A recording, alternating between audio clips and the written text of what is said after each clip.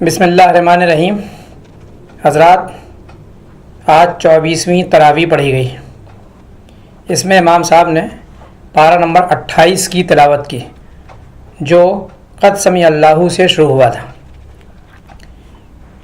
سب سے پہلے سورہ مجادلہ میں ایک خاندان کی مشکل کا حل اپنے مسئلے کو خدا اور رسول کے سامنے اخلاص کے ساتھ پیش کرنا بتایا۔ مسئلہ یہ تھا کہ ایک شوہر نے بیوی کو کہہ دیا کہ میں تمہیں ہاتھ لگاؤں تو ایسا ہے جیسا ماں کو ہاتھ لگانا۔ نبی صلی اللہ علیہ وسلم سے درخواست کی گئی، مگر آپ صلی اللہ علیہ وسلم خاموش رہے، کیونکہ تب تک ایسا کوئی حکم نازل نہیں ہوا تھا۔ عربوں کی جاہلی رسم کے مطابق یہ طلاق ہو جاتی تھی۔ پھر یہ حکم نازل ہوا کہ کسی کے بیوی کو ماں کہہ دینے سے وہ ماں نہیں بن جاتی، البتہ اس جھوٹی اور غلط بات نکالنے پر اس کا کفارہ ادا کرنا ہوگا۔ کفارہ یہ کہ ایک غلام آزاد کرے، یا 2 ماہ کے لگاتار روزے رکھے، یا 60 مسکینوں کو اپنے معیار کا کھانا کھلائے۔ پھر مجلسی آداب بیان کیے۔ فرمایا اللہ زمین و آسمان کی ہر چیز کا علم رکھتا ہے۔ جہاں 3 آدمی بات کر رہے ہوں وہاں چوتھی ذات اللہ کی ہوتی ہے، 5 ہوں تو چھٹی ذات اللہ کی ہوتی ہے۔ ہر خفیہ بات میں اللہ ان کے ساتھ ہوتا ہے۔ پھر اللہ قیامت کے دن سب کچھ بتا دے گا۔ وہ ہر چیز کا علم رکھتا ہے۔ اس خاتون اور نبی صلی اللہ علیہ وسلم کی گفتگو اللہ نے سن لی اور یہ حکم نازل فرما دیا۔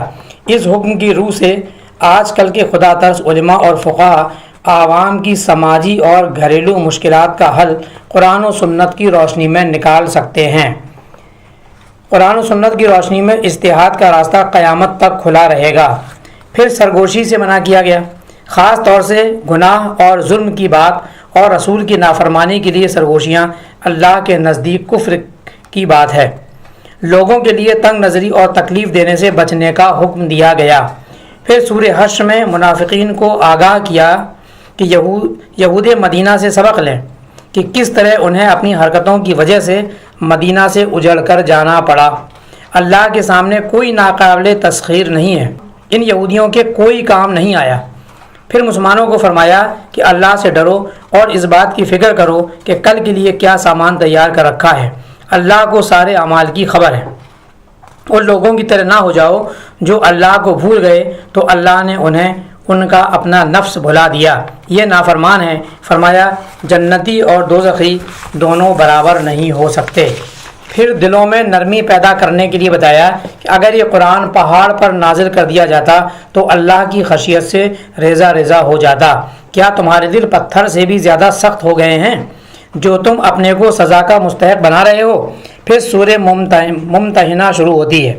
فرمایا ہجرت ابراہیم علیہ السلام کی طرح ہونی چاہیے کہ وہ پچھلے ماحول سے بالکل کٹ کر اللہ سے وابستہ ہو گئے۔ فرمایا میرے اور اپنے دشمنوں کو اپنا دوست نہ بناؤ، ان سے عشق کی پینگیں نہ بڑھاؤ، وہ تمہیں کافر بنا کر چھوڑیں گے۔ آخرت میں آل اولاد رشتہ دار کچھ کام نہ آئیں گے سوائے اعمال کے۔ جنہوں نے دین کے معاملے میں تم سے جنگ کی ان سے دوستی اور دلی تعلقات نہ بناؤ، اور جنہوں نے تم سے دین کے معاملے میں نہ تو جنگ کی اور نہ ہی تمہیں گھروں سے نکالا ہے ان سے حسن سلوک کرنے سے اللہ نہیں روکتا۔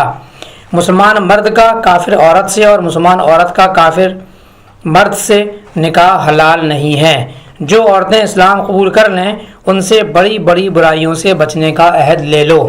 پھر سورہ صف شروع ہوتی ہے۔ فرمایا رسول سے اطاعت کا عہد کرنے کے بعد جہاد سے جی نہ چراؤ، ورنہ یہودیوں کی طرح دل ٹیڑھے کر کے ہمیشہ کے لیے ہدایت سے محروم کر دیے جاؤ گے۔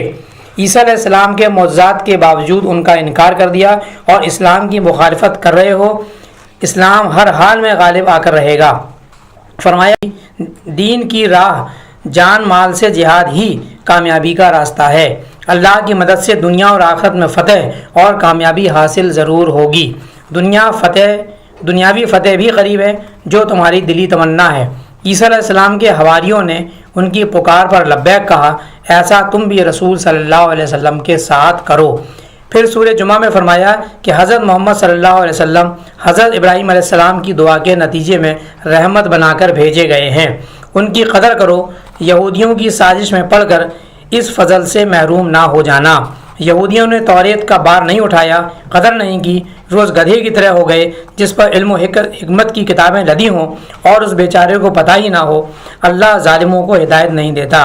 آج مسلمان بھی قرآن کو بے سمجھے ہوئے پڑھتے ہیں، انہیں اس کی قدر ہی نہیں، یہ بھی گدھے کی طرح اسے اٹھائے پھر رہے ہیں اور ذلیل ہو رہے ہیں۔ پھر جمعے کی اذان ہوتے ہی کام دھندا چھوڑ کر مسجد کی طرف بھاگنے کا حکم، اور نماز ختم ہونے پر پھر کاروبار یعنی اللہ کا فضل تلاش کرنے کی اجازت دی گئی اور اللہ کو کثرت سے یاد کرنے کو کہا گیا۔ ان لوگوں کو ملامت کی گئی جو جمعے کے دوران کاروباریوں کا شور سن کر مسجد چھوڑ کر دوڑ پڑے تھے اور اللہ سے کیا ہوا آخرت کا سودا بھول گئے تھے۔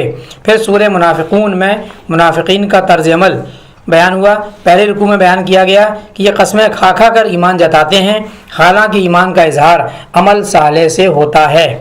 یہ تو دنیا کی محبت میں غرق ہیں۔ مسلمانوں کو مال کی محبت میں ڈوب جانے سے منع کیا، ورنہ پچھتانے کے سوا کچھ نہ رہے گا۔ یہی مال کی لالچ تو منافقت کا اصل سبب ہے۔ پھر سورہ تغابن میں فرمایا کہ دنیا کی زندگی عارضی ہے، اصل کامیابی آخرت کی ہے۔ جو آخرت کی خاطر ہر طرح کی قربانیاں دے گا وہی اللہ کی رضا اور رحمت کا حقدار ہوگا۔ لہٰذا مسلمانوں کو چاہیے کہ ملامت کرنے والوں کی پرواہ کیے بغیر راہ حق میں سب کچھ لگا دیں۔ آج کی تراویح میں آخری صورتیں طلاق اور تحریم ہیں۔ سورہ طلاق میں فرمایا کہ بیوی سے اختلاف میں اللہ کے حدود کی پابندی کرنی چاہیے۔ اسی طرح سورہ تحریم میں فرمایا کہ محبت میں بھی خود کو اور بیویوں کو حدود اللہ کا پابند ہونا چاہیے۔ میاں بیوی کا رشتہ معاشرے کی بنیاد ہے، اس لیے نفرت، جدائی، محبت ہر حال میں شرعی حدود کی پابندی لازمی ہے، ورنہ آخرت کی تباہی طے ہے۔ طلاق کا شرعی طریقہ امیر غریب سب کے لیے یہ ہے کہ پاک طہر میں ایک طلاق دے کر بیوی کو گھر ہی میں رہنے دیا جائے اور اس کا خرچ اٹھایا جائے۔ جو مال کی محبت میں ان حدود کو توڑے گا وہ خود ہی گنہگار ہوگا، اللہ کا کچھ نہ بگاڑ سکے گا۔ پھر عدت کے دوران رجوع کر لے یا عدت پوری ہونے پر دونوں کی مرضی سے دوبارہ نکاح یا پھر بھلے طریقے سے روانہ کر دے، اللہ کوئی نہ کوئی راستہ نکالے گا اور نامعلوم ذرائع سے جنہیں تم نے سوچا بھی نہ ہوگا تمہیں روزی پہنچا دے گا۔ اللہ ہر چیز پر قادر ہے۔ جن عورتوں کو حیض آنا بند ہو جائے یا جنہیں ابھی حیض آیا ہی نہ ہو، ان کی عدت 3 ماہ اور حاملہ کی عدت بچے کی پیدائش تک ہے۔ بچے کی پیدائش تک ان پر خوشی خوشی خرچ کرو، دودھ پلانے پر معاوضہ دو، تنگ کرنے کے بہانے نہ ڈھونڈو۔ امیر اپنے مطابق اور غریب اپنی وسعت کے مطابق خرچ کرے، بعید نہیں کہ اللہ تنگی کے بعد فراخی عطا فرمائے۔ سورہ تحریم میں فرمایا، اے نبی صلی اللہ علیہ وسلم، اپنی بیویوں کو خوش کرنے کے لیے وہ چیز یعنی شہد اپنے اوپر حرام کیوں کرتے ہو جو اللہ نے حلال کی ہے؟ پھر نبی صلی اللہ علیہ وسلم کی ایک بات ایک بیوی نے دوسرے کو بتا دی تو اللہ نے توبہ کرنے کو کہا۔ اس طرح محبت اور نفرت دونوں میں حدود اللہ کی پابندی کا حکم دیا گیا۔ مسلمانوں کو ہدایت کہ وہ حدود اللہ کی پابندی کر کے اپنے کو اور اپنے بال بچوں کو جہنم کی آگ سے بچائیں۔ پھر 4 عورتوں کی مثال دی۔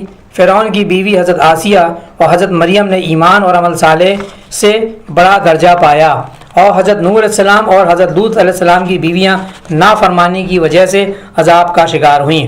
پھر بھی یہ واضح کر دیا کہ عورت بھی پیدائشی طور پر نیکی اور بدی کے رجحانات رکھتی ہے۔ آج کے کفار اور دیگر مذاہب کا یہ تصور غلط ہے کہ عورت پاپ کی جننی ہے۔ اس طرح یہ 24ویں تراویح جس میں کہ پارہ نمبر 28 کی تلاوت کی گئی تھی، مختصر خلاصہ آپ کے سامنے پیش کیا گیا۔ وآخر الدعوانا ان الحمد للہ رب العالمین۔